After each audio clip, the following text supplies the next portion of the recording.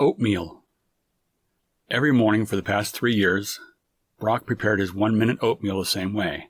A half cup of oatmeal with a full cup of water, cooked for 1 minute and 10 seconds exactly, adding a tablespoon of light brown sugar tossed on top before mixing it. Lately, though, he threw in a vitamin C tablet that was as large as a horse pill and just as easy to swallow. The hot oatmeal softened the tablet and added a bit of flavor to it. Which flavor he wasn't sure, but seemed to be a citrusy vitamin C flavor. For the first month, he was consistent about measuring the water, oatmeal, and brown sugar. Now, though, Brock was all in for a specific texture. He called it oatmeal texture. Like the not too hot, not too cold, but just right temperature of Goldilocks porridge samples, his was not too watery, not too coagulated, but just right.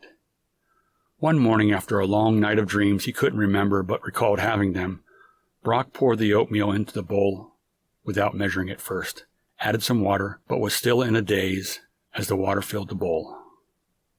Before he knew it, the portion of water was at least twice as much as he needed, so he dumped in more oatmeal. Out of habit, he went to the sink again and turned on the faucet, not realizing that he had already gone through that step only seconds ago. The water level was still twice as much what he needed or wanted. The dilemma he now faced was whether to scrap the whole breakfast now or continue adding more oatmeal. If he were to heat it up now and eat it, it would be at least twice his normal breakfast portion, that is, if he got the oatmeal portion right this time.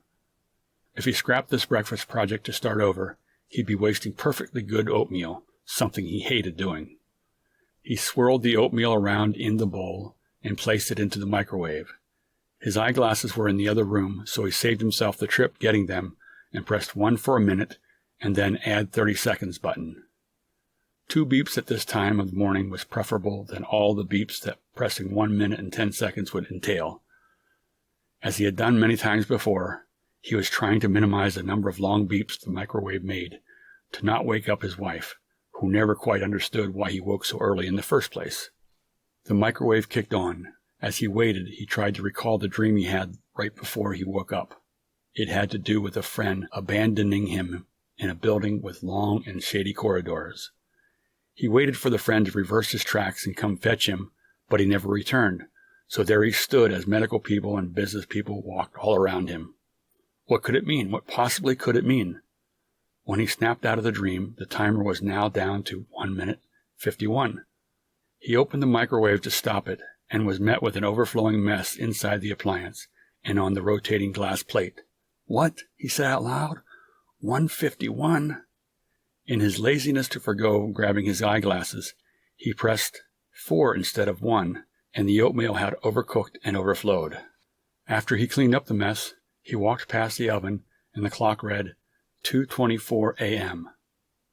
2:24 a.m., Brock said. Just as he spoke those words, his wife stumbled around the corner and said, "Who are you talking to, and why are you up so early, Brock?" "I don't know, and I don't know. I'm going back to bed. It's been a long morning."